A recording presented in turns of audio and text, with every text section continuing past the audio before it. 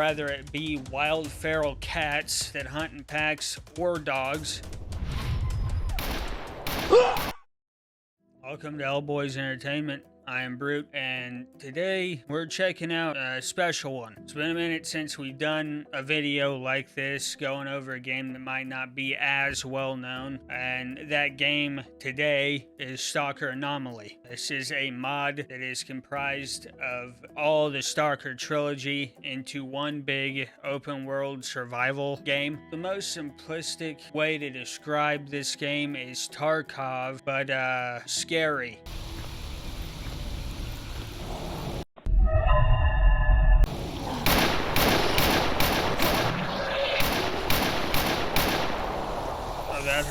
That hurt a lot. Oh, shit. Son of a bitch. The combat, that is. This is a survival game, not an extraction shooter. There are 9 total factions, and we'll be playing as Loner. This is just the most basic faction you can be. You're not really a faction. You just work for everyone else.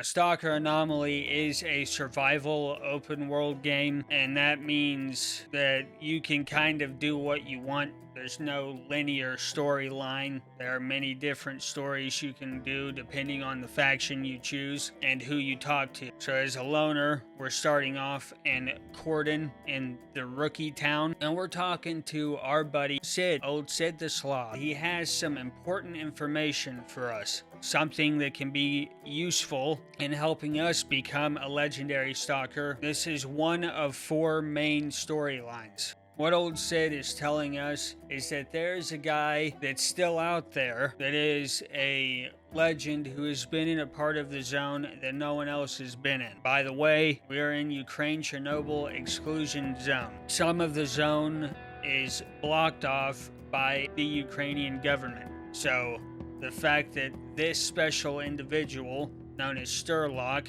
or the Marked One, got into these places, has some information that could help us go a long way, but we have to find him first. And Sid has an idea of where to look. But before we can do that, we need to build up a bit of revenue and stock up on loot so that we can survive longer. This place is dangerous, and like I said, there's more than just our faction. There are 8 other factions, and at least 3 of those factions hate us pretty bad. They're violent, and they will shoot on sight. The factions that are against us are bandits, which are self-explanatory, mercenaries, which are like competition. They don't like that we're taking up jobs, so you know, they get a bit violent. Military, which hates everyone that's not a part of them. And Monolith, which are a bunch of crazy cultists that don't want anyone messing around with the anomalies. They consider it God, and they don't want people messing with it. They don't like anyone,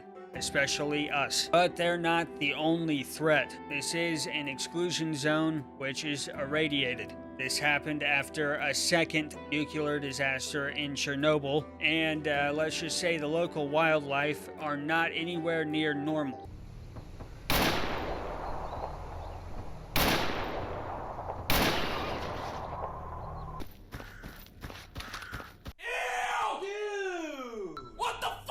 Whether it be wild feral cats that hunt in packs or dogs, or even zombies. Some zombies over here. And they have guns. Alright.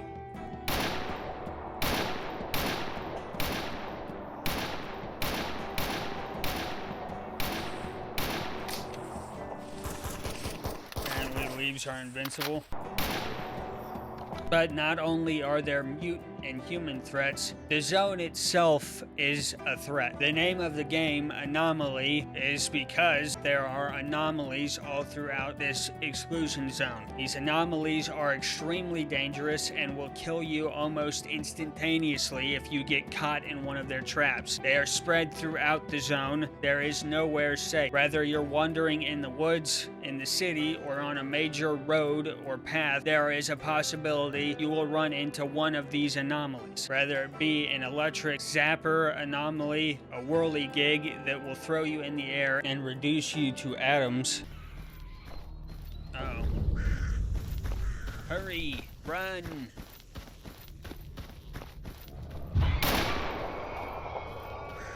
There's the anomaly I was talking about. Hazardous radioactive sludge that will spit acid on you. There is all sorts of dangers everywhere. So we need to be stacked.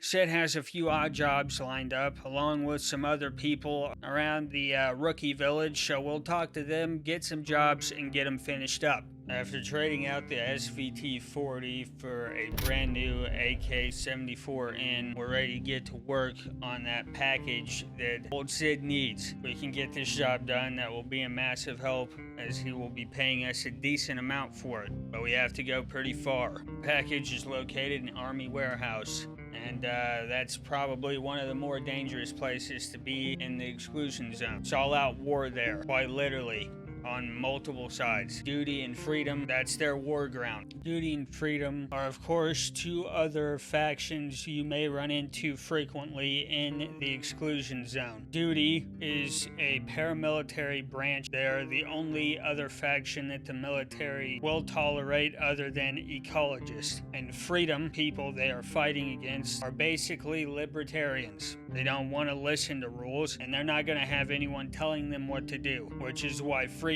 is actually somewhat friendly with bandits.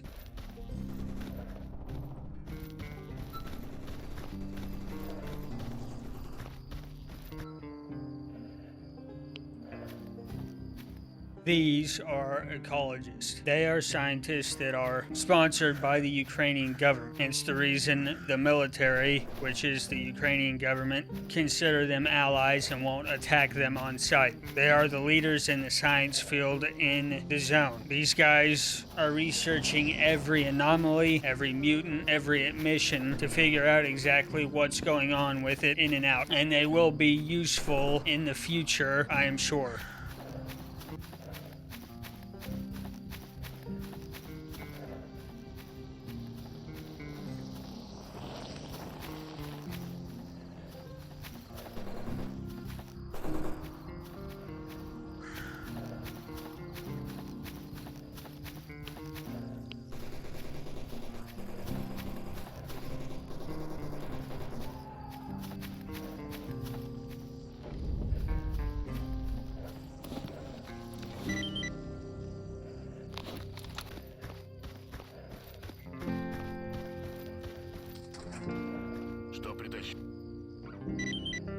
Yeah, that should hold us over for a while, at least to buy extra rations and ammunition. The most important things to keep in mind while you're running around the Exclusion Zone is that you need bandages, med kits, and food and water, and of course ammo. Also liquor, because we need that to not die from radiation poisoning. Yes, you need to drink vodka if you're running into these hazardous radiation zones. It's the only thing that's going to save you, along with, of course, a gas mask and some better armor. Now that we've done some odd-end jobs and have gotten our stock up, we need to go and find this old friend of Sid's we can question to figure out where we might be able to find the marked one. And we're going to need to travel through the Great Swamp.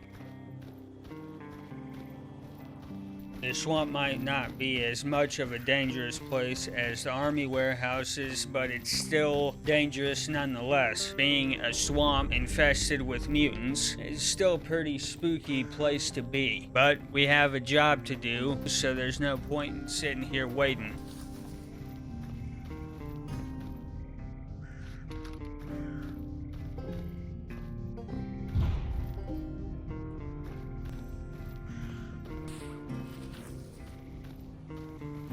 So after talking with the doctor that knew Sturlock personally, we find out that we may be able to get to a hideout that Sturlock uses frequently in underground Agriprom. Unfortunately, the top side of Agriprom isn't too bad, but underground is. And if we can get to his hideout, there may be some documents left behind that we can use to track him down.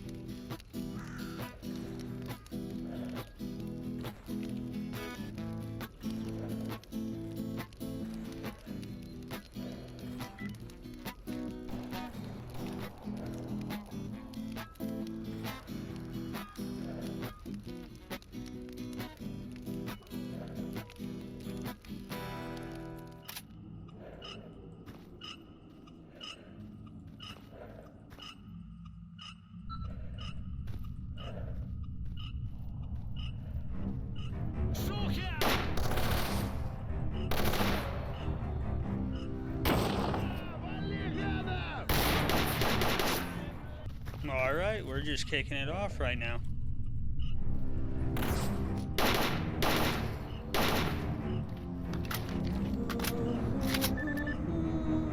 Oh.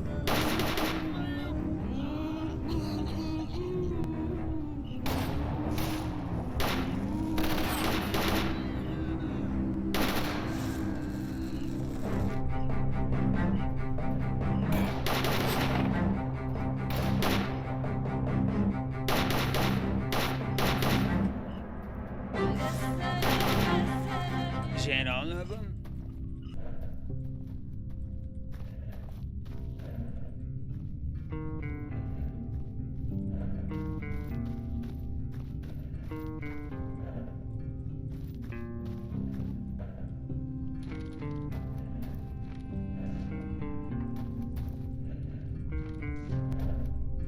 An energy drink. Oh.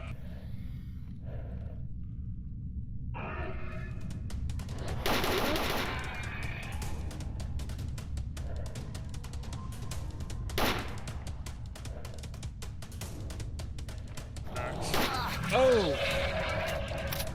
You son of a bitch, come back here, babe.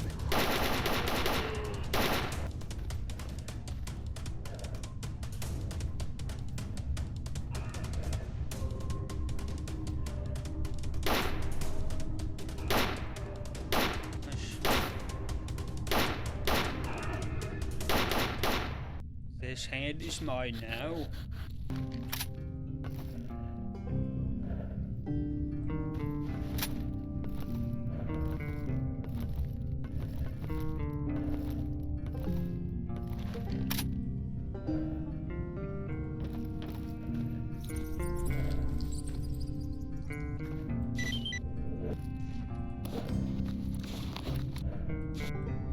Now I gotta make it out of here alive.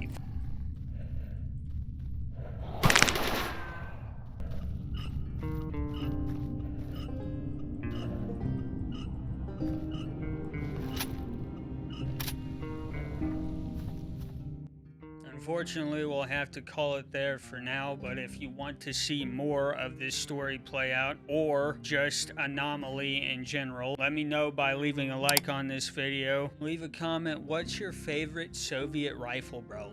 Let me know. Let me know down below. Subscribe if you haven't already, and you come back here often. Hit the notification bell so you don't miss out on content in the future, and share this with a friend that may enjoy it. As always, I'll see you in the next one. Peace.